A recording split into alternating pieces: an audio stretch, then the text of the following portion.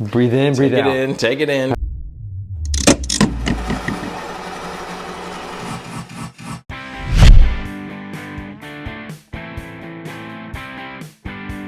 Okay, Calm, we're back. relaxing. Dynamic pricing model. Oh, God. It's a fancy word. We're back at college or high school or middle school, wherever you ended up, and that was your final course. It's a scary word. It doesn't reflect guitar prices. Or guitar players. Who wants to have dynamics? Loud. Go loud. 10. No, Sorry. dynamic pricing model is how Ticketmaster and their parent company, which is Live Aid. no Live Nation. Live Nation. I said. Oh, yeah, different things.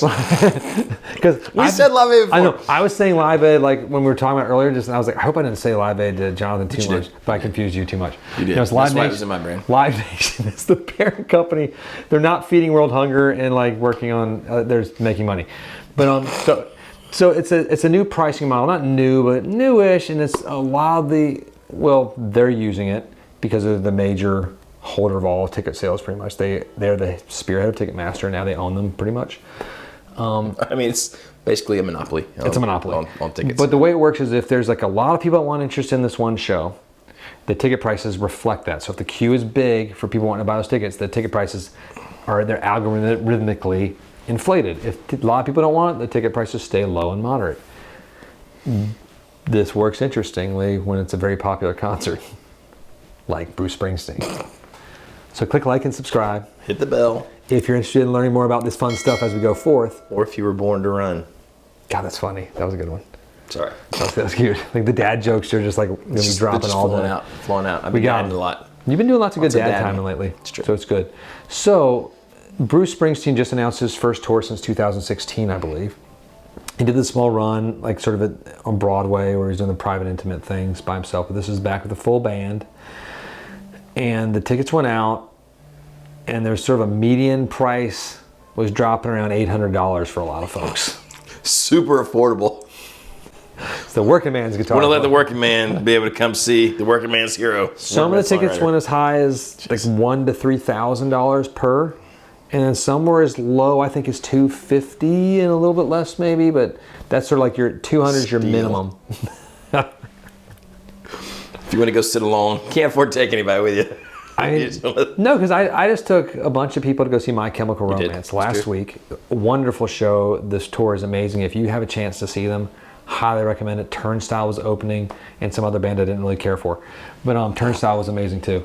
But but these tickets were expensive. Yeah. And I paid about $150 per ticket, and I was like, that's a lot in my mind. Yeah, I mean it's a lot for a concert ticket, you know.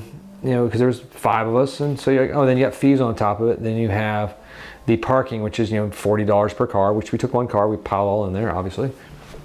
And then you have like if you want to get a bottle of water, that's $4. If you want a beer, that's $12.50. If you want a double vodka drink or something, that's $22 maybe.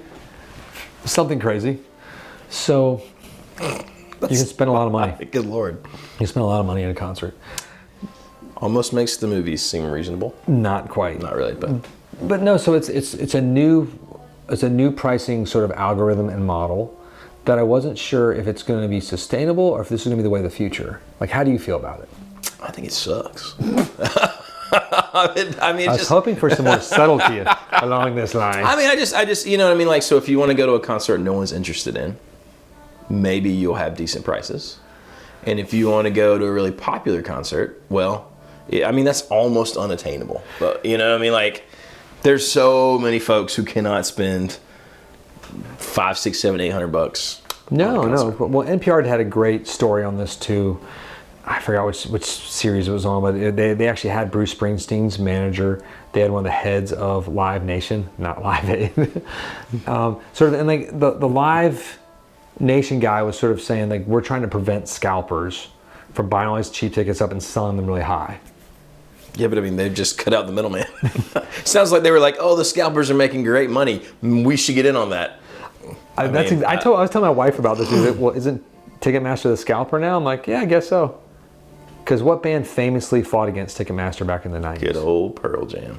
They held the stalwart battle line against Helm's Deep, against the Uruk-hai and the Orc ferociously and held off Ticketmaster for years. They did, and it was all, I think people really appreciate that, right? Because, I mean, you could go to their concerts and for really, $12.50. Yeah.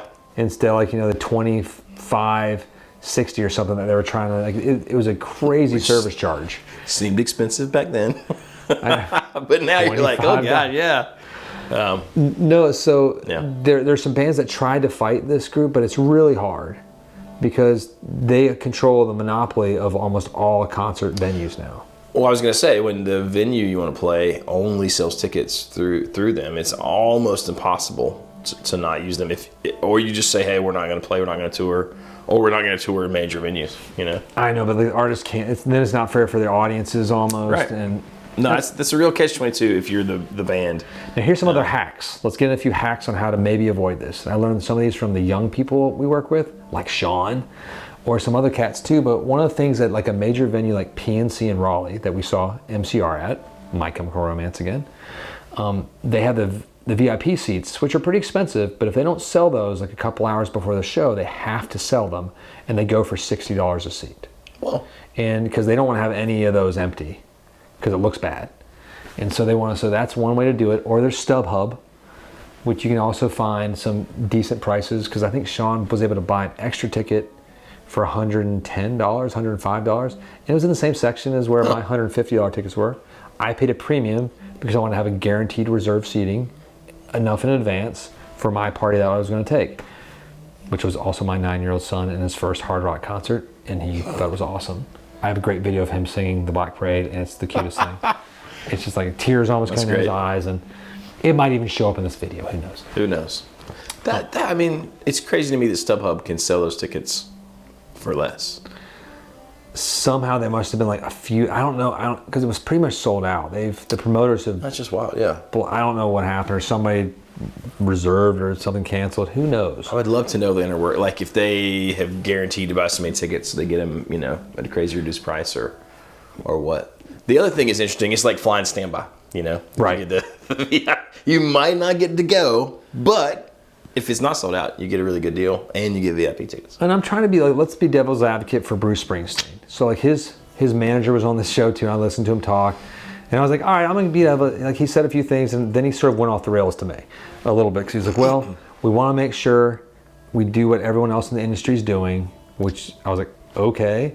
Which this seems to be the majority of what he's doing. I was like, all right, maybe let's follow. Then he's like, well, and Bruce is probably the most important artist of the generation, and they deserve a higher fee. And I was like, well, that just lost me entirely. I get it. But at the same point, like $1,000 for a ticket.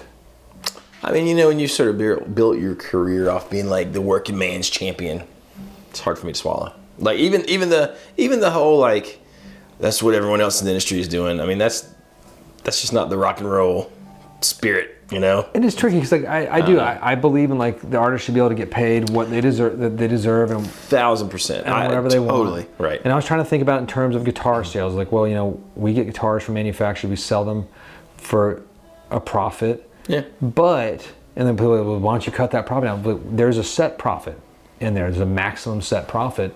That's the idea of what MAP is. Right. And like the idea and the holding us all sort of accountable to that. And it's not because the old days before any of that, because that used to not be a thing in America, there was like Wild West. You would have this guitar is $500 here, this guitar is $800 here. This shop, this guitar is $550. It was all over the place. That's that mentality of like I better check everything on the internet now. Really comes from that old school way, because you were always worried that you were going to walk out of somewhere and see the deal somewhere else, right? But I missed that deal, but now that's sort of helps sort of gone, equalize it. And I do like the idea of like, hey, concert tickets in this section are $85. Concert tickets in this section are $125. You want the front 5 rows? Let's put them at something outrageous like $350, which seems insane already. I mean, I'm sort of okay if even that skyrockets to like maybe $500-$600. Or right? if you want to do $1,000. I mean, I get it. It is what the market will bear, I guess. Yeah.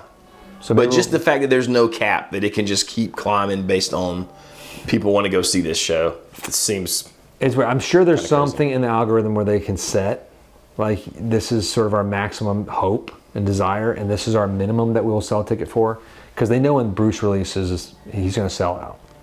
And everybody knows algorithms have our best interest at heart. Just always. like private equity, always. Yeah, it's noble for the betterment of man. I know. Once they get their way in there, it's a happy time. Oh Lord. So, I mean, I'm still a huge fan of concerts. I have friends that are big concert goers. I'm gonna keep going. I just didn't know this was a thing until recently. I didn't either. I learned about it. I thought ticket prices were ticket prices. It wasn't based on how many people wanted it. And then that's how capitalism works, I suppose. Yeah. But this it is. hyper speeds it. God. And it can move on the fly. Darn the AI taking over in subtle ways. Those dummies are going to be put out in Skynet pasture. 2.0. I love Skynet. They have our best interest in mind, I think. Thanks for joining us again. If you have any thoughts or experiences on this whole strange shenanigan world that we don't know about, we'd love to learn more. And just share it with your friends in the comments below.